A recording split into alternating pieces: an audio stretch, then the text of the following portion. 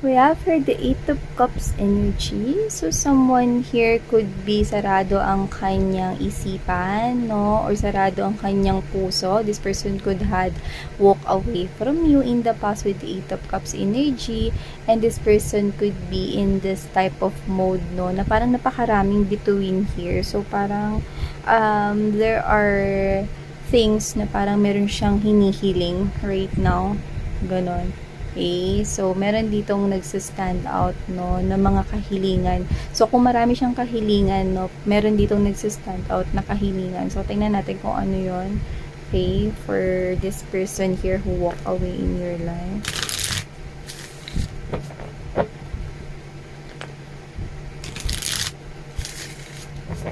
Uy, ano ba 'yun? Ba't naman dun agad? Nakarinig tayo ng song mga babes, no? I know you know that song. Dun sa part na bumibuelo lang kasi medyo mataas eh. I'm missing you like crazy.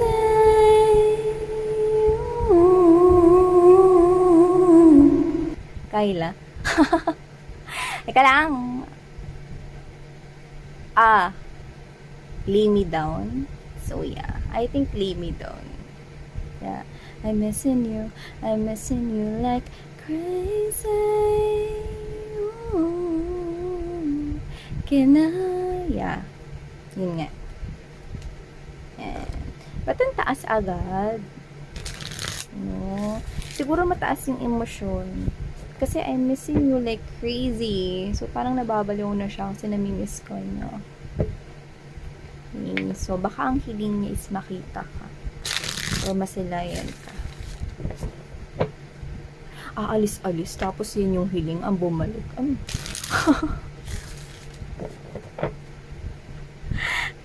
Kakalawa ka to mga umaalis na to. Ayan natin kung anong kwento ng isang to at ba't ka namimiss ng sobra nito.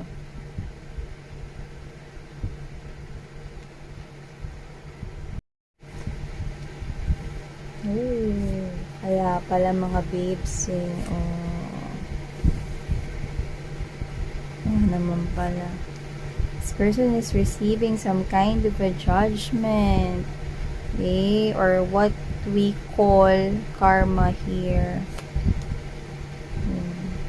With the hourglass, mukhang meron na rin talagang lumipas at dumaan rito, no, na I'm hearing opportunity. So, lumipas at dumaan na oportunidad, no. So, pwedeng may opportunity kasi dito, oh. With the Seven of Wands energy, nakita ko na may lumaban pa dito. So, this could be you. Tingnan natin. Tapos, may nagpalipas lang ng opportunity. Kita natin. Ang cute nang nakuha ko rito. Alam niyo, nakakita ko rito mga babes no, nang alam mo yung yung sa scene kay Tony G, kay Tony Gonzaga. Tapos meron, nakalimutan ko anong title na nung movie na yun, wherein nakikipag-agawan ng bag, no, yung magnanakaw, tsaka yung si Tony, nag-aagawan sila ng bag, no. Parang, hindi, ako na, ibigay mo na, ayoko. Yan, no, nag-aagawan sila. Hanggang sa, napagod si Tony, sinabi niya na, sige, ayan na nga. Tapos, diba sa sobrang lupit ng force, diba, napatulabsik tuloy ngayon yung magnanakaw. Sige, ayan na nga. Gets mo? So, mamaya explain ko yun, no? May ganun eh. Okay. May ganun.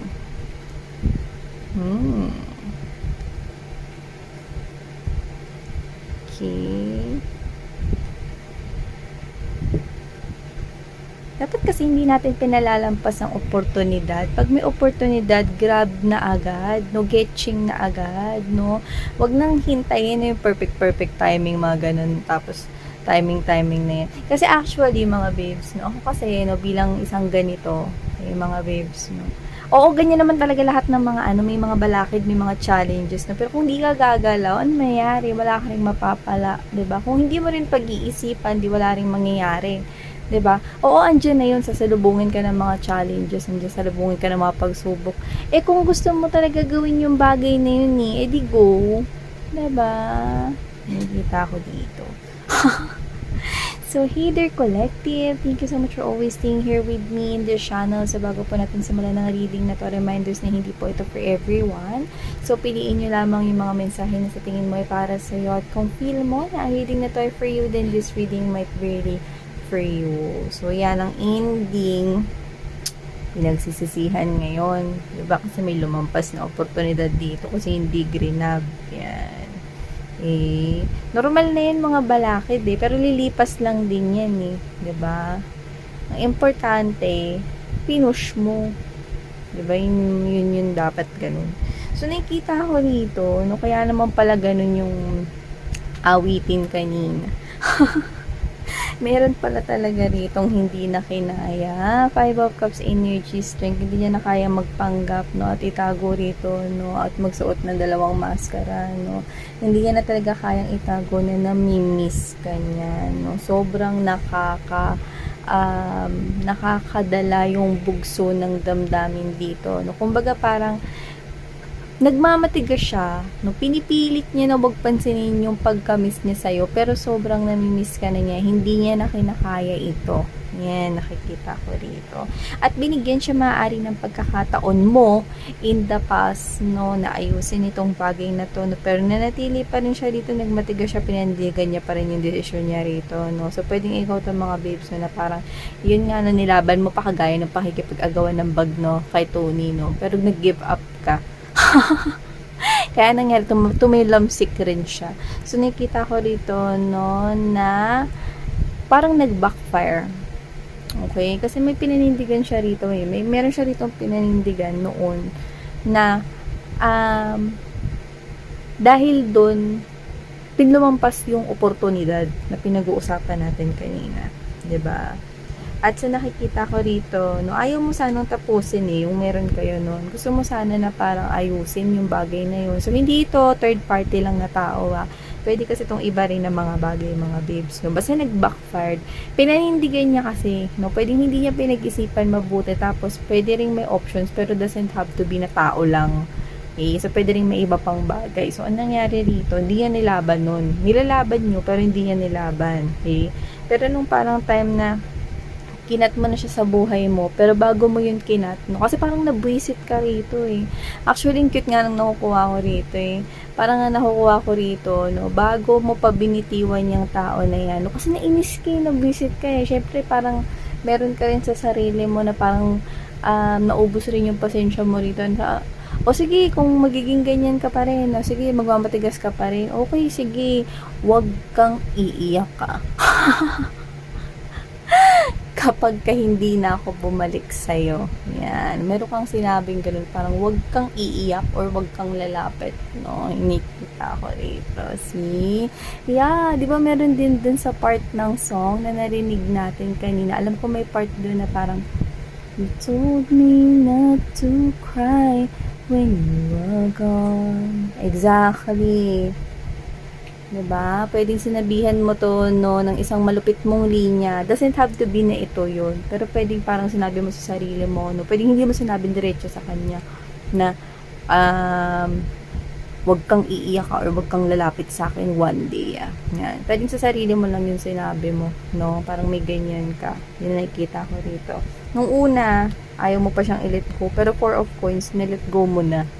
Kasi nabwisit ka na, Parang okay, ang kulit mo, ang gulo mo, sige na nga, ikaw na nga to na parang inaaya, parang ako pa, parang kasalanan ko pa, parang naririnig ko yun sa inyo, parang ako pa ba may mali dito, ako na nga yung naagrabyado dito, ako pa rin yung nag-aayos, yan, parang ganun yung nakikita ko rito sa inyo. So, nakita ko rito, nakinat nyo na talaga kasi nainis na kayo.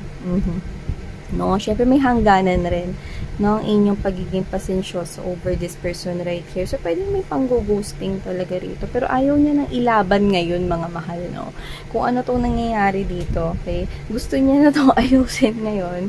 Yan, kasi namimiss ka na niya talaga. With the Wheel of Fortune, mga babes, Itong tao na to ay ibabalik na. Gusto niyang ibalik ka nakaraan, ayusin ang nakaraan, kagaya ng pinagsasabihin niyo noon, Pero dahil ngayon kasi, naka-move on ka na kasi dito, babes, nakikita ko rito. Nakikita ko rito na naka-move on ka na at wala ka na rin kayang i-offer sa kanya. Hindi mo na rin kayang i-offer yung love mo kasi wala na nga eh. Hindi mo na nga ma-offer yung love kasi wala na nga. Okay? Ano pang kaya mong i-offer? It's like, you cannot give this person a chance kahit gustuhin mo pa. Why? Kasi wala na eh. Wala ka nang maramdaman. Yung nakikita ko rito, wala na. Okay? Like, you've totally moved on from this person here. Okay? But now, this person ngayon ka pa lang niya namimiss na sobra, hindi niya na kayang pigilin pa ito. Diba? So, kahit na may nabanggit ka pa noon or kahit na alam niya no, na hindi ka na kumukonik sa kanya ngayon or hindi ka na nakikipag-usap, like you totally cut him or her into his or her life, kagaya nga ng gusto niya noon, diba? Eto siya, lalapit pa rin siya sa inyo. Yan. So, expect communication. This person's gonna communicate. Kahit na i-push away niyo pa siya at ipagtabuyan, lalapit pa rin po ito sa inyo, collective. Because this person misses you. Alam mo kung ano yung parang, alam mo yung parang ang naririnig-rinig ko sa isipan ko na this person is telling you, I missed you so much. I missed you. Gusto kitang makita. Gusto ko makapagkita sa'yo. Gusto ulit kitang makita. Gusto ko nakikita nagsasalita. Yung ganon. That kind of feeling, this person wants to see you in person. Okay? Parang kahit makita ka nga lang niya sa video call, okay na eh. No? Eh, paano nga yan? May block of communication kasi nga, pinuldukan mo na. Tsaka nakikita ko wala ka nang mai-offer sa kanya rito kasi nga wala na. Ano pang i-offer niya? Ay, ano pang i-offer mo, 'di ba? Kahit napigain ka pa niya rito, no, wala pa talaga, wala ka na talagang mailalabas na pagmamahal kasi naka-move on ka na. So, pwedeng matagal na rin talaga na lumipas yung panahon na kayo ay walang komunikasyon at matagal nang hiwalay, 'di ba? Pero siya, pwedeng ngayon lang yan nararamdaman yung pagka-miss ng matinding ganyan. Sobrang miss ka niya. Kaya kahit na parang regardless kung meron ka mang kakonek ngayon or wala, okay? Kahit wala na siyang karapatan rito, no, tumungtong sa buhay mo, mga babes, no, namimiss ka niya at pwedeng anytime sumulpot to sa harapan mo. Sobrang miss ka nito. Okay? Alam mo yung feeling na kahit may distansya pa rito, no, gagawa at gagawa ng paraan nitong tao na to upang makapunta sa iyo. At kung hindi niya alam kung nasan ka, gagawa at gagawa siya ng paraan kung saan ka matatagpuan at makikita. Yan. Diba? Ang laki talaga, no, ng epekto ng panahon at oras, no, na lumilipas. Ganun talaga yun. Kasi dun mga natututo, dun tayo may mga nare-realize na mga bagay, no. Pero ikaw nakita ko rito, alam mo yung nakakatuwa yung expression ng mukha mo to the point na, dito ka. Parang ganun yung mukha na nakita ko. Na parang, nandito ka. Uy, ano may mo dito? Yan, no? Parang ganun ka na lang, like, you're telling me na, miss yan, wala na kasi ako maramdaman sa kanya. Parang kahit ano lang, wala na ako ma-react. Why? Kasi, wala, move on na ako. Wala na ako maramdaman talaga, no? Yan, ganun, no? Well, ang cute on that part, no? Kasi it's like, wala na talaga, no? You do not feel the pain anymore because wala na talaga. Okay? Wala na rin pati yung love. Like, normal na lang para sa'yo, no? Kaya parang kahit umiyak pa siya sa harapan mo, tapos parang ikaw sa sarili mo, puto umiiyak to dito, mamaya, padala pa kami sa barangay, akala inaaway ko siya. Yung mga ganon, yeah. So, nakukuha ko dito for you. Collective. So, thank you so much for your time and effort dito sa channel na to. From the bottom of my heart, I really appreciate you isa-isa. So, thank you so much. Sarangayo!